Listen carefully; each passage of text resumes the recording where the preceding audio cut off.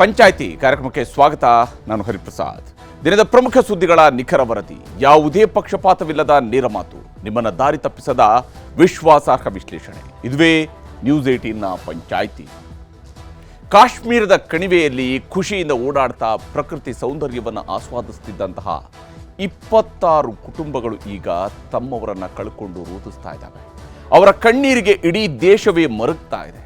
ಇದರ ನಡುವೆಯೇ ಪ್ರತೀಕಾರದ ಮಾತುಗಳನ್ನು ಪ್ರಧಾನಿ ನರೇಂದ್ರ ಮೋದಿ ಅವರು ಆಡಿದ್ದಾರೆ. ಇದುವೇ ಇವತ್ತಿನ ಪಂಚಾಯಿತಿಯ ಮೊದಲ ಸುದ್ದಿ. ಮಣ್ಣು ಪಾಲು ಮಾಡ್ತೀವಿ. ಭಾರತದ ನೆಲದಲ್ಲಿ ಖುಷಿಯಿಂದ ಓಡಾಡ್ತಿದ್ದ ಭಾರತೀಯರನ್ನ ದುಷ್ಟರು ಕೊಂದು ಹಾಕಿದ್ದಾರೆ. ಭಾರತೀಯರನ್ನ ಗುಂಡಿಟ್ಟು ಕೊಂದಿದ್ದಾರೆ. ಪ್ರವಾಸಕ್ಕೆಂದು ಹೋಗಿದ್ದ ಕುಟುಂಬ ಸದಸ್ಯರ ನಡುವೆ ಗಂಡಸರನ್ನ ಹುಡುಕಿ ಹತ್ಯೆ ಮಾಡಿದ್ದಾರೆ. ಹೆಂಡತಿಯರ ಮುಂದೆ ಗಂಡನನ್ನ, ಮಕ್ಕಳ ಮುಂದೆ ತಂದೆಯನ್ನ ಕೊಂದು ನರರಾಕ್ಷಸರು ಅಟ್ಟಹಾಸ ಮೆರೆದಿದ್ದಾರೆ. ಭಾರತವನ್ನು ಕೆಣಕಿದವರ ಹುಟ್ಟಡಗಿಸಬೇಕು ಅನ್ನುವಂತಹ ಮಾತು ಎಲ್ಲೆಡೆಯಿಂದ ಕೇಳಿ ಬರ್ತಾ ಇದೆ. ಭಾರತೀಯರೆಲ್ಲರೂ ಒಕ್ಕೊರಲಿನಿಂದ ಉಗ್ರರನ್ನ ಮಟ್ಟ ಹಾಕಬೇಕು ಅಂತ ಆಗ್ರಹಿಸ್ತಾ ಇದ್ದಾರೆ. ಇದೇ ಸಂದರ್ಭದಲ್ಲೇ ಭಾರತೀಯರ ಭಾವನೆಗಳಿಗೆ ಪ್ರಧಾನಿ ಮೋದಿ ಧ್ವನಿಯಾಗಿದ್ದಾರೆ.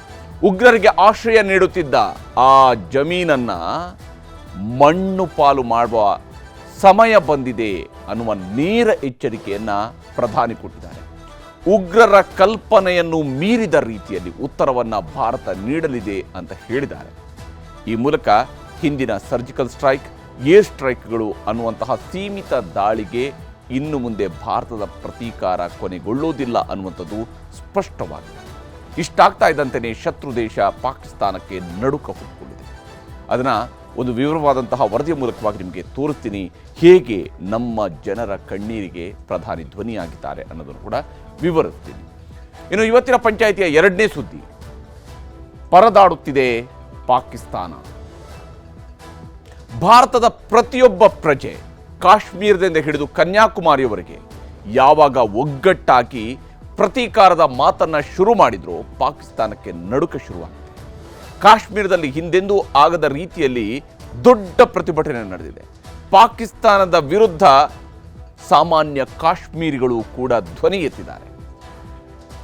ಇಷ್ಟೆಲ್ಲ ಆಗ್ತಾ ಇದ್ದಂತೆಯೇ ನಮ್ಮಲ್ಲೂ ಮಿಸೈಲ್ ಇದೆ ಅಂತ ತೋರಿಸ್ಕೊಳ್ಳೋದಕ್ಕೆ ಮಿಸೈಲ್ಗಳ ಪರೀಕ್ಷೆ ಮಾಡಲು ಮುಂದಾಗಿದೆ ಪಾಕಿಸ್ತಾನ. ಭಾರತ ಸಿಂಧೂ ನದಿ ನೀರು ಒಪ್ಪಂದವನ್ನು ಅಮಾನತಿನಲ್ಲಿಟ್ಟಿದೆ ಅನ್ನುವಂತಹ ತೀರ್ಮಾನಕ್ಕೆ ಬರ್ತಾ ಇದ್ದಂತೆಯೇ ತಾವು ಶಿಮ್ಲಾ ಒಪ್ಪಂದವನ್ನೇ ಅಮಾನತುಗೊಳಿಸ್ತೀವಿ ಅಂತ ಬಡಾಯಿ ಕೊಚ್ಚಿಕೊಳ್ಳೋದಕ್ಕೆ ಹೊರಟಿದೆ. ಹಾಗಿದ್ರೆ ಪಾಕಿಸ್ತಾನದ ಸದ್ಯದ ಸ್ಥಿತಿ ಎಲ್ಲಿಗೆ ತಲುಪಿದೆ ಅನ್ನೋದನ್ನು ಕೂಡ ಹೇಳ್ತೀನಿ ಇವತ್ತಿನ ಪಂಚಾಯಿತಿಯ ಎರಡನೇ ಸುದ್ದಿಯಲ್ಲಿ.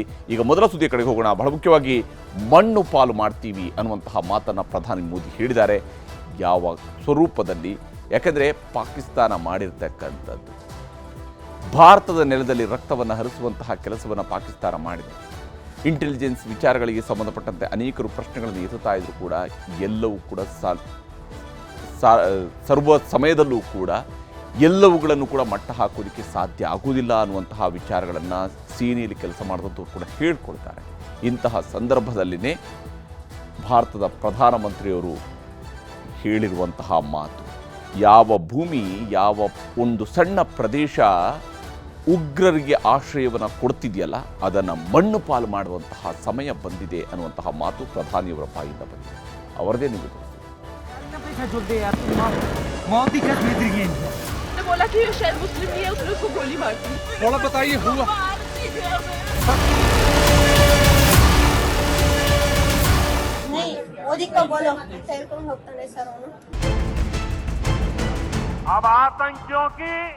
बची खुची जमीन को भी मिट्टी में मिलाने का समय आ गया है. ಜಮ್ಮು ಕಾಶ್ಮೀರದ ಅನಂತನಾಗ್ ಜಿಲ್ಲೆಯ ಪಹಲ್ಗಾಮ್ನಲ್ಲಿ 26 ಜನರನ್ನ ನೀನು ಹಿಂದೂನಾ ಅಂತ ಕೇಳಿ ಗಂಡಸರನ್ನಷ್ಟೇ ಕೊಂದು ಹಾಕಿದ್ರು ಉಗ್ರರು. ತಾಳಿ ಕಟ್ಟಿದ ಗಂಡ ಸತ್ರೆ ಹೆಂಡತಿ ವಿಧವೆಯಾಗ್ತಾಳೆ, ಇಡೀ ಕುಟುಂಬ ಗೋಳಾಡುತ್ತೆ ಅಂತಾನೆ ಗುಂಡಿಟ್ಟು 26 ಜನ ಗಂಡಸರನ್ನೇ ಹತ್ಯೆಗೈದ್ರು ಪಾಪಿ ಉಗ್ರರು. ಹೆಂಗಸರು ನಮ್ಮನ್ನು ಕೊಲ್ಲಿ ಅಂತ ನಿಮ್ಮನ್ನ ಕೊಲ್ಲಲ್ಲ, ನರಳಿ ಸಾಯ್ಬೇಕು ನೀವು ಅಂತ ಹೀಯಾಳಿಸಿದ ರಾಕ್ಷಸರು ಹೋಗಿ ನಿಮ್ಮ ಮೋದಿಗೆ ಹೇಳು, ಹೇಗೆ ಕೊಂದ್ವಿ ಅಂತ ತಿಳಿಸು ಅಂತ ಕಳಿಸಿದ್ರು. ಸೈನಿಕರಿಗೆ ಹೇಳಿ ಅನ್ನಲಿಲ್ಲ, ಭಾರತದವರಿಗೆ ಹೇಳು ಅಂತ ಹೇಳಲಿಲ್ಲ, ಕಾಶ್ಮೀರಿ ಪೊಲೀಸರಿಗೆ ಹೇಳು ಅಂತ ಹೇಳಲಿಲ್ಲ. ಉಗ್ರಗಾಮಿಗಳು ಹೇಳಿದ್ದು ಒಂದೇ, ಹೋಗಿ ಮೋದಿಗೆ ಹೇಳುವಂತ. ಈಗ ಮೋದಿ ಕಣ್ಣೀರಿಟ್ಟ ಹೆಣ್ಮಕ್ಕಳ ಪರವಾಗಿ ಮಾತಾಡಿದ್ದಾರೆ. ಹೇಳಿದ್ದನ್ನೆಲ್ಲ ಕೇಳಿಸಿಕೊಂಡಿರುವ ಮೋದಿ ಇವತ್ತು ಉಗ್ರರಿಗೆ ಕಠಿಣ ಎಚ್ಚರಿಕೆಯನ್ನು ರವಾನಿಸಿದ್ದಾರೆ. ಅದು ಸಾರ್ವಜನಿಕ ಸಮಾವೇಶದಲ್ಲೇ. ದೇಶವೇ ಕೇಳುವಂತೆ, ಇಡೀ ವಿಶ್ವವೇ ಕೇಳಿಸಿಕೊಳ್ಳೋ ಥರ ಮೋದಿ ಉಗ್ರರಿಗೆ ಕಟ್ಟಕಡೆಯ ಸಂದೇಶನೂ ಕಳಿಸಿದ್ದಾರೆ. ಬಿಹಾರದಲ್ಲಿ ನಡೆದ ಸಾರ್ವಜನಿಕ ಸಮಾವೇಶದಲ್ಲಿ ಮೊದಲು ಉಗ್ರರ ದಾಳಿಯಲ್ಲಿ ಮಡಿದ 2 ಕನ್ನಡಿಗರು ಸೇರಿ 26 ಭಾರತೀಯರ ಸಾವಿಗೆ ಶ್ರದ್ಧಾಂಜಲಿ ಸಲ್ಲಿಸಿದ್ರು. 1 ನಿಮಿಷ ಮೌನಾಚರಣೆಯನ್ನು ಮಾಡಿ ಓಂ ಶಾಂತಿ ಶಾಂತಿ ಶಾಂತಿ ಅಂತಾನೂ ಹೇಳಿದ್ರು. ಆಮೇಲೆ ಶುರುವಾಗಿದ್ದೆ ನರೇಂದ್ರ ಮೋದಿಯ ಎಚ್ಚರಿಕೆಯ ಸಂದೇಶ. ನಮ್ಮ ದೇಶದಲ್ಲಿ ನಾವು ಭಾರತೀಯರಾಗಿ ನಮ್ಮ ದೇಶದಲ್ಲಿ ನಾವು ಎದುರ್ಕೊಂಡು ಜೀವನ ಮಾಡಬೇಕು. ಯಾರ್ಯಾರ್ದು ಕಾಲೆಲ್ಲ ಒದಿಸ್ಕೊಬೇಕು. ನಮ್ಮ ಗಂಡಂಗೆ ನಮಗೆಲ್ಲ ಒದಿಲಿಲ್ಲ, ಎಲ್ಲರಿಗೆಲ್ಲ ಒದ್ರು. ಡೈರೆಕ್ಟ್ ಶೂಟ್ ಇಲ್ಲಿಗೆ ಹಾಕಿದ್ರು, ಕಣ್ಣಾರೆ ನೋಡಿದೀನಿ. मुझे भी मारो, तुमने मेरे पति को मारा है, मुझे भी मारो ಅಂತ ನಾನು ಹೇಳಿದ್ರೆ ಇವನು ಹೇಗೆ ಕುತ್ತೆ तुमने मेरे पापा को मारा है, हम दोनों को भी मारो ಅಂತಂದ್ರೆ ನೈ ಮೋದಿ ಕೋ ಬೋಲೋ ಅಂತ ಹೇಳ್ಕೊಂಡು ಹೋಗ್ತಾನೆ ಸರ್ ಅವನು. ಅವರು ಅಷ್ಟು ಫ್ರೀಯಾಗಿ ಓಡಾಡ್ತಿದ್ದಾರೆ. ನಮ್ಮ ದೇಶದಲ್ಲಿ ನಾವು ಅಡ್ಕೊಂಡು ನಾಯಿಗಳ ಥರ ಜೀವನ ಮಾಡಬೇಕು ನಾವು. ಶಿವಮೊಗ್ಗದ ಮಂಜುನಾಥ್ ಪತ್ನಿ ಪಲ್ಲವಿ ಕೇಂದ್ರ ಸಚಿವ ಪ್ರಹ್ಲಾದ್ ಜೋಶಿ ಎದುರು ಆಡಿದ ಈ ಮಾತು ಮೋದಿಗೂ ತಲುಪಿದೆ. ಬಹಿರಂಗವಾಗಿ ಪ್ರಧಾನಿ ಮೋದಿ ನರರಾಕ್ಷಸರಿಗೆ, ರಕ್ತ ಪಿಪಾಸುಗಳಿಗೆ, ಮನುಷ್ಯರನ್ನ ಕೊಂದ ಕಟುಕರಿಗೆ ವಾರ್ನಿಂಗ್ ಕೊಟ್ಟರು. 22 अप्रैल को जम्मू कश्मीर के पहलगाम में आतंकियों ने मासूम देशवासियों को जिस बेरहमी से मारा है, उससे पूरा देश व्यथित है. कोटि कोटि देशवासी दुखी हैं. सभी पीड़ित परिवारों के इस दुख में पूरा देश उनके साथ खड़ा है. जिन परिवारजनों का अभी इलाज चल रहा है, वे जल्द स्वस्थ हो, इसके लिए भी सरकार हर प्रयास कर रही है. साथियों, इस आतंकी हमले में किसी ने अपना बेटा खोया, किसी ने अपना भाई खोया, किसी ने अपना जीवन साथी खोया है. उनमें से कोई बांग्ला बोलता था, कोई कन्नड़ा बोलता था, कोई मराठी था, कोई ओडिया था, कोई गुजराती था, कोई यहां बिहार का लाल था. आज उन सभी की मृत्यु पर करगिल से कन्याकुमारी तक हमारा दुख एक जैसा है.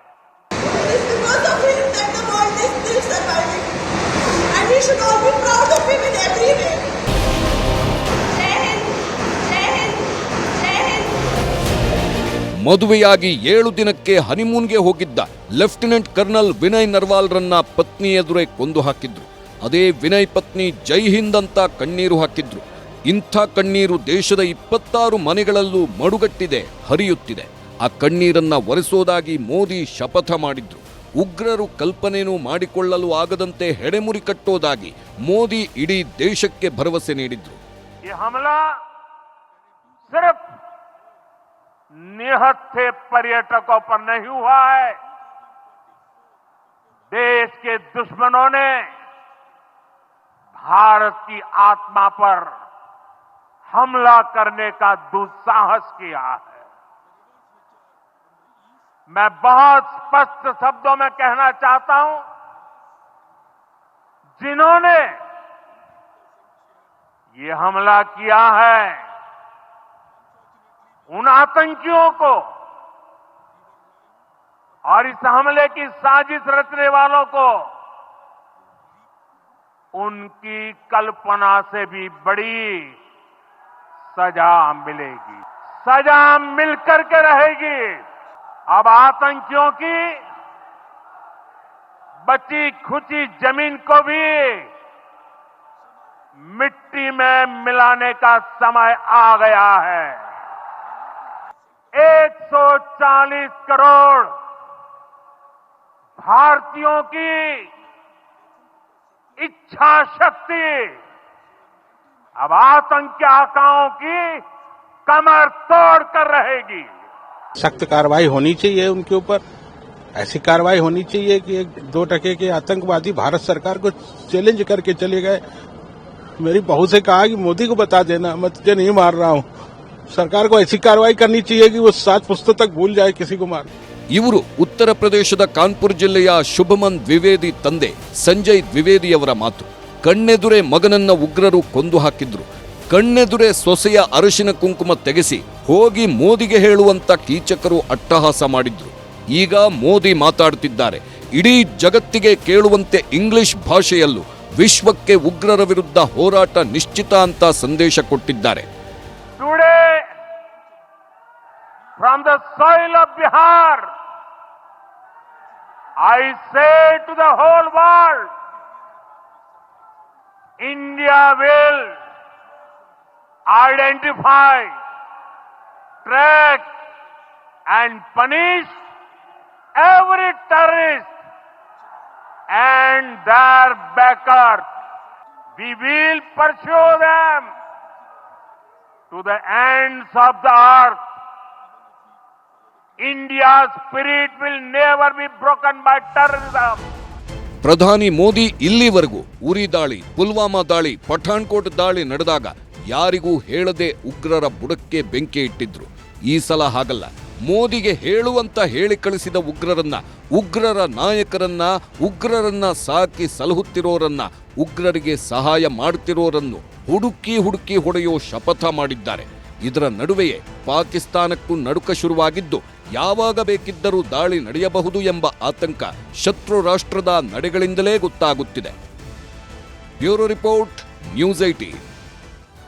ಇದರ ನಡುವೆ ದೆಹಲಿಯಲ್ಲಿ ಸರ್ವಪಕ್ಷಗಳ ಸಭೆಯನ್ನು ಕರೆಯಲಾಗಿತ್ತು. ಸರ್ವಪಕ್ಷಗಳ ಸಭೆಯನ್ನು ರಕ್ಷಣಾ ಸಚಿವರ ನೇತೃತ್ವದಲ್ಲಿ ರಕ್ಷಣಾ ಸಚಿವರು ಮತ್ತು ಗೃಹ ಸಚಿವರು ಈ ಸಭೆಯನ್ನು ಕರೆದಿದ್ರು. ಪ್ರತಿಪಕ್ಷ ನಾಯಕರುಗಳು ಕೂಡ ಇದರಲ್ಲಿ ಭಾಗಿಯಾಗಿದ್ದರು. ಎಲ್ಲ ಪಕ್ಷಗಳ ನಾಯಕರು ಕೂಡ ಈ ಸಭೆಯಲ್ಲಿ ಭಾಗಿಯಾಗಿದ್ದರು. ಸಭೆಯ ಆರಂಭದಲ್ಲಿನೇ ಒಂದು ಮೌನಾಚರಣೆಯ ಮೂಲಕವಾಗಿ ಅಗಲಿರ್ತಕ್ಕಂತಹ ನಾಗರಿಕರಿಗೆ ಶ್ರದ್ಧಾಂಜಲಿಯನ್ನು ಸಲ್ಲಿಸಲಾಯಿತು. ಕಳೆದ 1 ಗಂಟೆಯಿಂದ ಈ ಒಂದು ಮೀಟಿಂಗ್ ನಡೀತಾ ಇದೆ. ಬಹಳ ಮುಖ್ಯವಾಗಿ ಭಾರತ ಈ ಸಂದರ್ಭದಲ್ಲಿ ತನ್ನ ರಾಜಕೀಯದ ವಿಚಾರಗಳನ್ನು ಬದಿಗಿಟ್ಟು ನಾವು ಒಗ್ಗಟ್ಟಾಗಿದ್ದೀವಿ ಭಾರತದ ವಿಚಾರದಲ್ಲಿ ಅನ್ನುವಂತಹ ಸಂದೇಶವನ್ನು ಸ್ಪಷ್ಟವಾಗಿ ರವಾನೆ ಮಾಡಲಾಗ್ತಾ ಇದೆ. ರಕ್ಷಣಾ ಸಚಿವ ರಾಜನಾಥ್ ಸಿಂಗ್ ಅವರ ನೇತೃತ್ವದಲ್ಲಿ ಈ ಸಭೆಯನ್ನು ಕರೆಯಲಾಗಿತ್ತು. ಈ ಸಭೆಯಲ್ಲಿ ಉಗ್ರರ ದಮನ ಮತ್ತು ಪಾಕ್ ವಿರುದ್ಧ ಮಹತ್ವದ ನಿರ್ಣಯಗಳನ್ನು ಕೈಗೊಳ್ಳುವಂಥದ್ದು, ಅಂದರೆ ಭಾರತ ಸರ್ಕಾರ ಯಾವ ಸ್ವರೂಪದ ನಿರ್ಣಯಗಳನ್ನು ಕೈಗೊಳ್ಳಬಹುದು ಅನ್ನುವಂತಹ ನಿಟ್ಟಿನಲ್ಲೂ ಕೂಡ ಚರ್ಚೆಗಳನ್ನು ಮಾಡಲಾಗುತ್ತೆ. ಆ ಚರ್ಚೆಯಲ್ಲಿ ಬಹಳ ಮುಖ್ಯವಾಗಿ ಭಾರತ ಸರ್ಕಾರ ಮುಂದೆ ತೆಗೆದುಕೊಳ್ಬೇಕಾದಂತಹ ನಿರ್ಧಾರಗಳ ಬಗ್ಗೆಯೂ ಕೂಡ ತೀರ್ಮಾನವನ್ನು ಮಾಡಬಹುದು, ಅಥವಾ ಭಾರತ ಸರ್ಕಾರ ತೆಗೆದುಕೊಳ್ಳುವಂಥ ತೀರ್ಮಾನಕ್ಕೆ ನಮ್ಮ ಎಲ್ಲರ ಒಪ್ಪಿಗೆ ಕೂಡ ಇದೆ ಅನ್ನೋದನ್ನು ಸರ್ವಪಕ್ಷಗಳು ಕೂಡ ಹೇಳ್ಬೋದು. LOCಯ ಕದನ ವಿರಾಮದ ವಾಪಸ್ ಬಗ್ಗೆಯೂ ಕೂಡ ನಿರ್ಧಾರ ಕೈಗೊಳ್ಳುವಂತಹ ಸಾಧ್ಯತೆ ಇದೆ. ಅಂದರೆ ಇನ್ನು ಕದನ ವಿರಾಮದಂತಹ ಪರಿಸ್ಥಿತಿ ಈಗ ಇಲ್ಲ ಅನ್ನುವಂತಹ ವಿಚಾರಗಳು ಸ್ಪಷ್ಟವಾಗ್ತಾ ಇದೆ. LOCಯಲ್ಲಿ ಕದನ ವಿರಾಮ ವಾಪಸ್ ಬಗ್ಗೆಯೂ ಕೂಡ ನಿರ್ಧಾರ ಕೈಗೊಳ್ಳುವಂತಹ ಸಾಧ್ಯತೆ ಇದೆ. ಈ ಮೂಲಕವಾಗಿ ಭಾರತ ಒಂದು ಮಹತ್ವದ ತೀರ್ಮಾನವನ್ನು ಕೈಗೊಳ್ಳುವ ಸಂದರ್ಭದಲ್ಲಿ ಎಲ್ಲ ಪಕ್ಷಗಳನ್ನು ವಿಶ್ವಾಸಕ್ಕೆ ತೆಗೆದುಕೊಳ್ಳುವುದರ ಮೂಲಕವಾಗಿ ಭಾರತ ಒಗ್ಗಟ್ಟಾಗಿದೆ. ಈ ವಿಚಾರದಲ್ಲಿ ನಾವೆಲ್ಲರೂ ಕೂಡ ಒಂದಾಗಿದ್ದೀವಿ. ನಮ್ಮಲ್ಲಿ ಯಾವುದೇ ರೀತಿಯಾದಂಥ ರಾಜಕೀಯದ ಭಿನ್ನಮತಗಳು ರಾಜಕೀಯ ಕಾರಣಕ್ಕಿರ್ಬೋದು, ಆದರೆ ದೇಶದ ವಿಚಾರಕ್ಕೆ ಬಂದಾಗ ನಾವು ಒಗ್ಗೂಡುತ್ತೇವೆ ಅನ್ನುವಂತಹ ಸಂದೇಶವನ್ನು ಕೂಡ ಶತ್ರು ರಾಷ್ಟ್ರಕ್ಕೆ ನೇರವಾಗಿ ರವಾನಿಸುವಂಥ ಕೆಲಸವನ್ನು ಭಾರತ ಸರ್ಕಾರ, ಭಾರತದ ಸರ್ವ ಪಕ್ಷಗಳು ಕೂಡ ಮಾಡಿರುವಂಥದ್ದು. ಹೀಗೆ ಮಣ್ಣು ಪಾಲು ಮಾಡ್ತೀವಿ ಅನ್ನುವಂತಹ ಶಪಥವನ್ನು ಈಗ ಭಾರತ ಸರ್ಕಾರ ಮಾಡಿದೆ. ಯಾವ ಸ್ವರೂಪದ ಪ್ರತೀಕಾರ ನಡೆಯುತ್ತೆ ಅನ್ನೋದು ಒಂದು ಭಾಗ. ಇದರ ನಡುವೆ ಪಾಕಿಸ್ತಾನಕ್ಕೆ ಪರದಾಟ ಶುರುವಾಗಿದೆ. ಯಾವ ಸ್ವರೂಪದ್ದು ಅನ್ನೋದನ್ನು ನಿಮಗೆ ವಿವರಿಸ್ತೀನಿ ಚಿಕ್ಕ ಬ್ರೇಕ್ ನಂತರ.